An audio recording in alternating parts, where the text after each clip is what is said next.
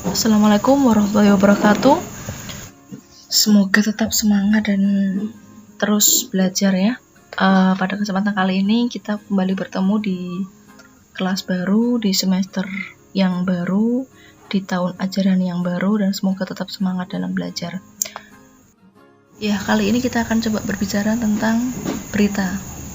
Seperti yang kita ketahui, berita di dalam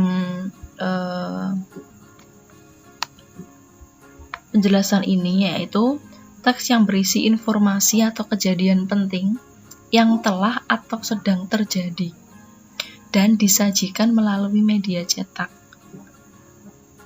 koran dan majalah maupun elektronik, yaitu televisi, radio, dan internet. Jadi intinya merupakan informasi dari kejadian yang telah terjadi, itu berita. Nah, ciri-ciri berita apa? Kita akan lihat ciri-ciri berita di sini, yaitu faktual. Apa yang disebut faktual? Itu adalah fakta. Ya, berita harus sesuai dengan fakta yang ada dan bukan opini penulis serta tidak ada rekayasa. Fakta-fakta ini dapat diambil dari hasil wawancara kepada narasumber. Jadi, sebuah berita tidak dapat dikatakan berita tanpa adanya fakta, tanpa adanya peristiwa, dan tanpa adanya penjelasan dari narasumber yang berkepentingan di situ. Kemudian ada aktual atau baru, hangat. Maksudnya di sini berita melaporkan atau memberitakan suatu peristiwa atau kejadian yang baru saja terjadi.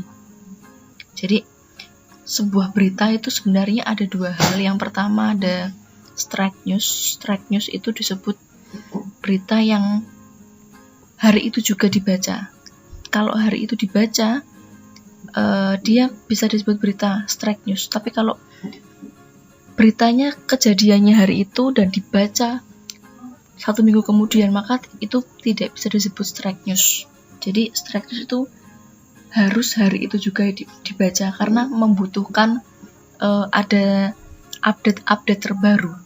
Nah, itu yang straight news. Kemudian yang in-depth news itu lebih mendalam. Artinya kejadian 10 tahun yang lalu bisa ditulis kembali dengan lebih mendalam, dengan latar yang berbeda, dengan cara pandang yang berbeda. Artinya mau dibaca sampai kapanpun berita itu masih relevan. Itu bedanya. Jadi dua hal tadi, ada straight news dan in-depth news. Nah, kemudian yang ketiga, memberikan keterangan waktu dan tempat yang jelas. Di dalam suatu berita itu harus ada waktunya, karena mengandung 5W1H. Jadi unsur-unsur berita mengandung 5W1H yang berkaitan dengan waktu, itu pasti. Jadi harus ada waktunya, kapan berita kejadian ini terjadi, karena itu merupakan salah satu unsur penting di dalam berita. Kemudian yang keempat, menggunakan bahasa yang jelas dan baku, karena berita di sini fungsinya adalah bisa dipahami oleh semua orang dengan cepat dan tepat, maka tidak perlu menggunakan bahasa yang basa-basi, tidak perlu menggunakan bahasa yang ada pendahuluan dulu. Jadi langsung jelas dan baku, langsung pada apa yang dituju. Kemudian bersifat objektif atau apa adanya, karena berkaitan dengan faktual, ini fakta, maka harus sesuai dengan keadaannya, bersifat objektif. Kemudian kronologis, runtut, karena berita menjelaskan tentang suatu peristiwa atau kejadian, maka harus runtut, harus jelas sesuai dengan kronologi yang ada. Itu ciri-ciri teks berita. Kemudian ada unsur-unsur berita. Nah, ini unsur berita kita bisa singkat dengan apa yang disebut adiksamba. Apa adiksamba? A. Apa? Unsur what. Berisi hal-hal yang disampaikan dalam berita ya. Contoh berita tentang bencana alam, prestasi olahraga dan sebagainya itu mengandung what. Kemudian D. Di mana? Berisi dengan lokasi, tempat kejadian. Kemudian K. Kapan?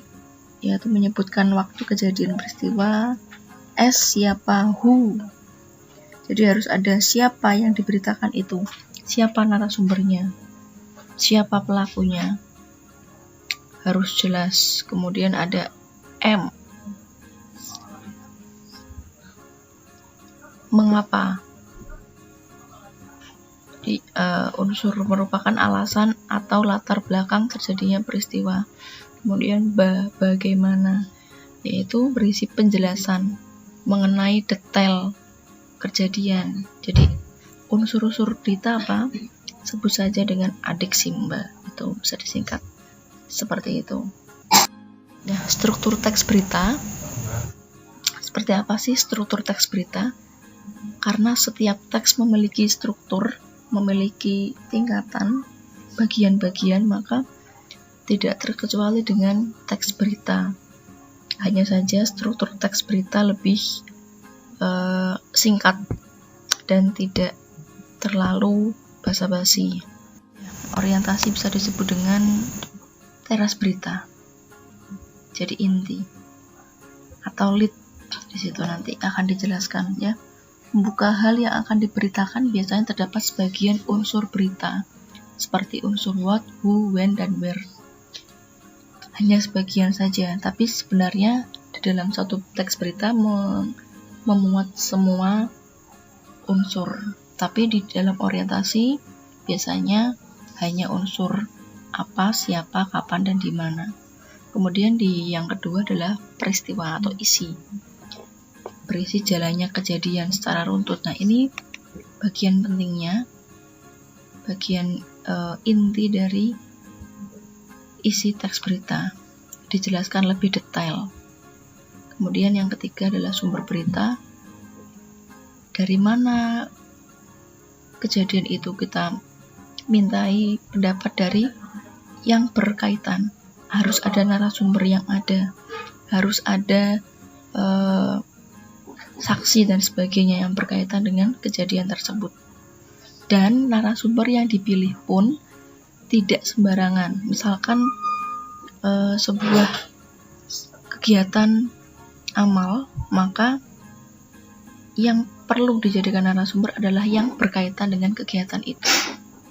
Jadi tidak bisa orang lain.